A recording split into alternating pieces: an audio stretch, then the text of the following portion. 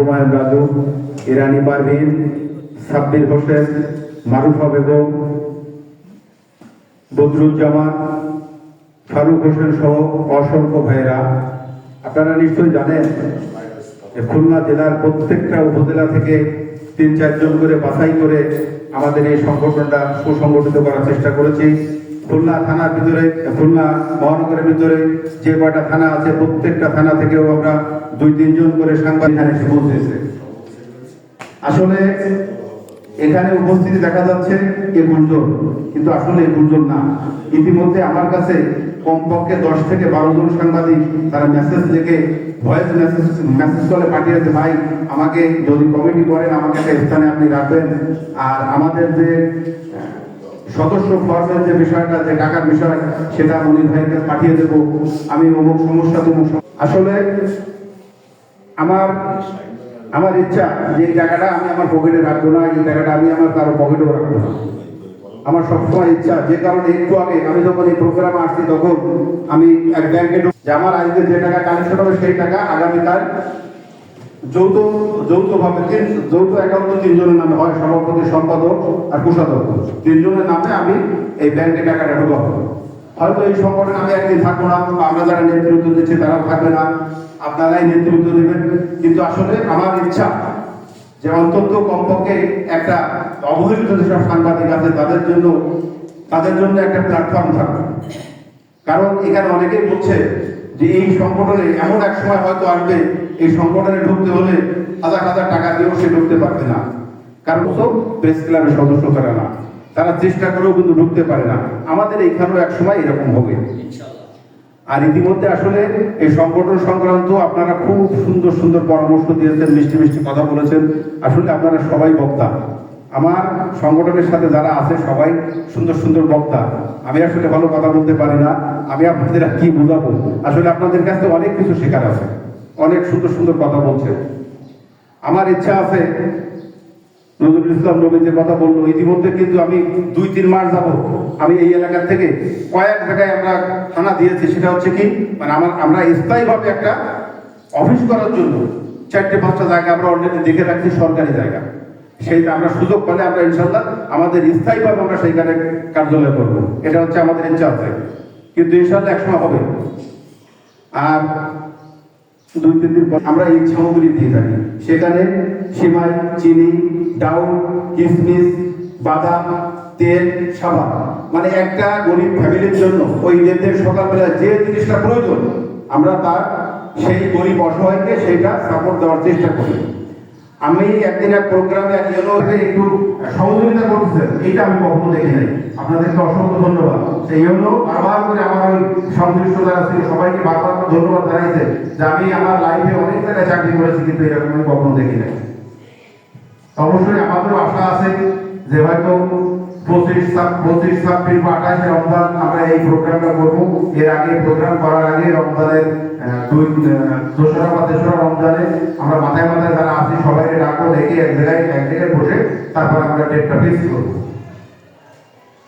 আর আমাদের এইখানে যে নিয়মটা ছিল, জুবাইর ভাই একটা কথা বলছেন যে আমি এতদিন এই মফস্বল প্রেস ক্লাবের স্থায়ী সদস্য ছিলাম না। আমি যখন ফর্মটা পূরণ করেছি তখন আমি স্থায়ী সদস্য হয়েছি।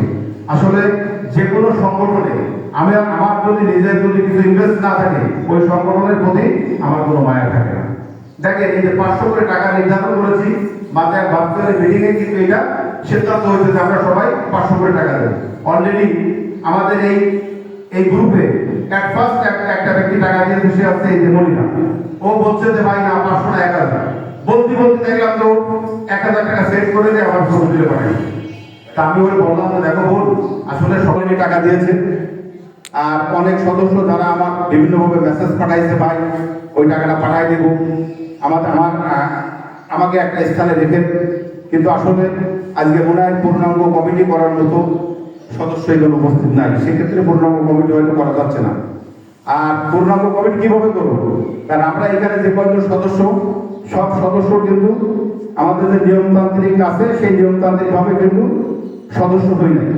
সেক্ষেত্রে আজকে মঙ্গলবার, আগামী যে শনিবার, তারপরে শনিবার আমার প্রায় ওই শনিবার সম্ভবত 28শে ফেব্রুয়ারি পর্যন্ত আমার সংগঠনের যে সকল সদস্য আছে যারা এখনো পর্যন্ত ফর্ম ফিল আপ করে নাই বা ফর্মের সাথে যে নিয়মটা আছে মনির ভাইয়ের সাথে সাক্ষাৎ করবে সেটা এখনো হয় নাই, যে কারণে আমরা 28শে ফেব্রুয়ারি পর্যন্ত আমরা এই দিনটা নির্ধারণ করছি, টাইমটা বাড়াই দিচ্ছি। এর ভিতরে আমার যে সকল ভাই বা বোনেরা যারা হয়তো ফর্ম ফিল আপ করেন নাই বা ফর্মের সাথে যেটা ফর্মের যে টাকাটা ভরা হয়েছিল সাদা বললে কেমন কেমন খারাপ শোনা যায়, যে টাকাটা নির্ধারণ করা ছিল সেই টাকাটা আমরা দিয়ে দিব। আর 2-3 দিনের ভিতরে হয়তো আমরা একটা যৌথ অ্যাকাউন্ট খুলবো এই প্রেস ক্লাবের নামে, এই সংগঠন নামে খুলে এই টাকাটা সম্পূর্ণ ওইখানে ঢুকাই দেবো। আমরা এই সামগ্রী বিতরণ করবো, এখান থেকে কোনো টাকা উঠবে না।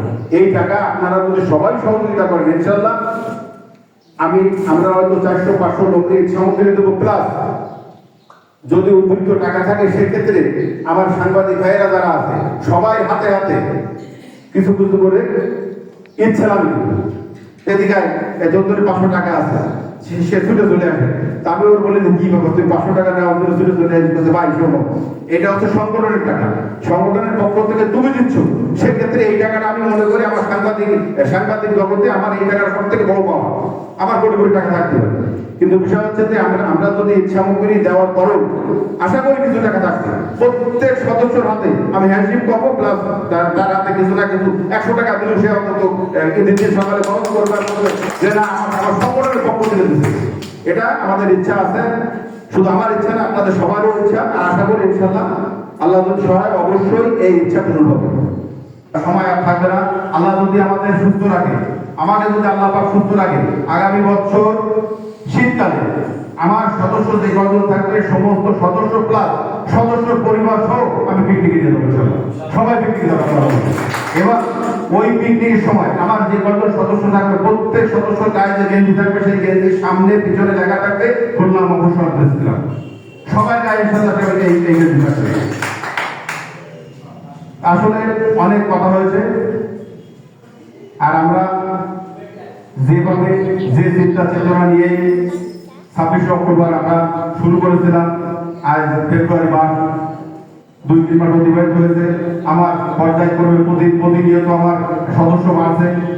আমি আজকে 12টার সময় হঠাৎ করে 01799 নাম্বারে একটা ফোন আসতো, আমি রিসিভ করে সালাম দিলাম। তা বলছে ভাই আমি অমুক পত্রিকা, যদি আমার সংবাদ পত্রিকার অমুক।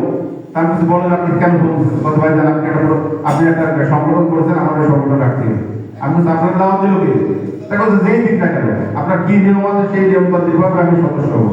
এখন আলহামদুলিল্লাহ আপনি তো অনেক বড় পত্রিকার সাংবাদিক। তাকে বলছে না তারপরে একটা ভালো পরে আমরা স্টপ করবো, আর আমাদের সমস্যা নেওয়ার দরকার নেই। আমরা যে কয় ভাই বোন থাকবো সেই কয় ভাই বোন মিলে আমরা আমাদের আন্দোলন সংগ্রাম চালিয়ে দেবো।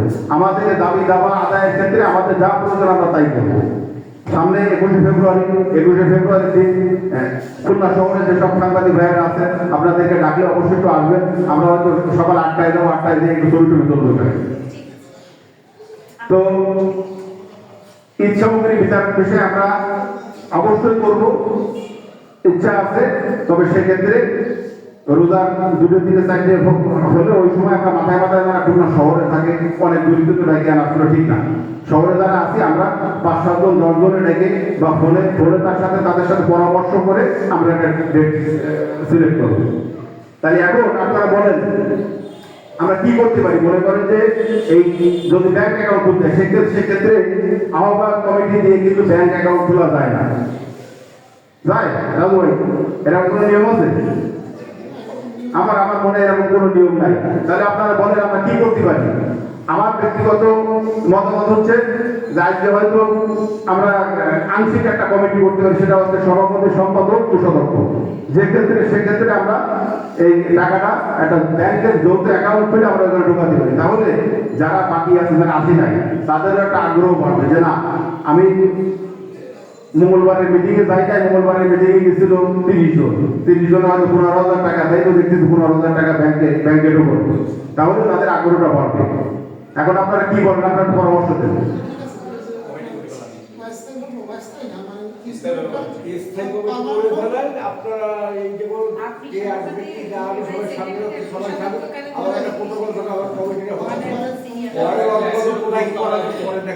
না না, এটা এটা আসলে পূর্ণাঙ্গ কমিটি মনে হয় এই মুহূর্তে করা ঠিক হবে না, কারণ আমার এইখানে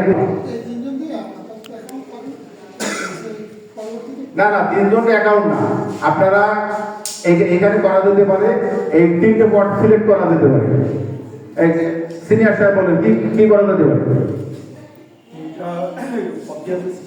আপনি ব্যাংক অ্যাকাউন্ট করবেন, ব্যাংক আপনি চালু করবে না, তারপর খুব বন্ধ করবে না, আপনি যখন জয়েন্ট স্টক বা আপনার এটা নিবন্ধন বা পূর্ণাঙ্গ কমিটি করে অন্তত একটা রেজুলেশন যে বন্ধু না দেবেন, সে বন্ধু কিন্তু ব্যাংক আপনার যৌথ অ্যাকাউন্ট ওপেনিং এর কোনো সিস্টেমই নেই, কেবল নিজ মালে পড়ে না নেওয়া যাবে।